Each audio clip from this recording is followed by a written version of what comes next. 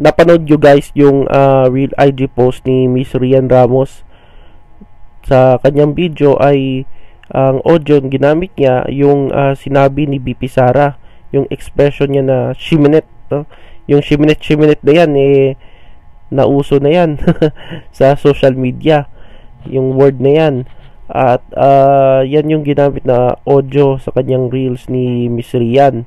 At dahil dito napikon yung mga friends nating mga DDS at nagalit na binash si Rian. Despite of that, marami din yung nagustuhan at napusuan yung reels ni Miss Rian. Si Miss Rian Ramos isa sa pinaka magandang babae sa showbiz. So maraming nagagandaan dito kay Miss Rian at marami ding fans yan. At tingin ko sa post niya ay hindi personal, hindi atake, at hindi siya patama, no? Kundi kasiyahan lang yan, katuwaan lang yan, no?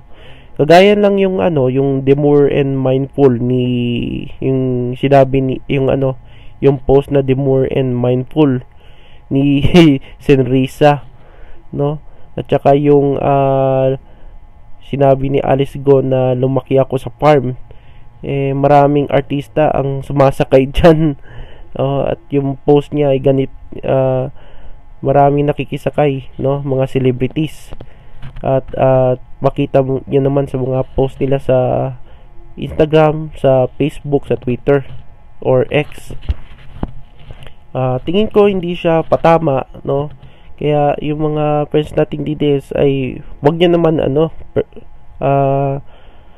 wag niyo naman masamain yung post ni Miss Rian, no? Yung panawagan ko sa mga DDS, no, na wag niyo naman wag niyo naman masamain yung post niya. Katuwaan lang yon. At tayo mga Pilipino kasi mahilig tayo dyan sa mga nakikiuso tayo sa mga ano mga bagay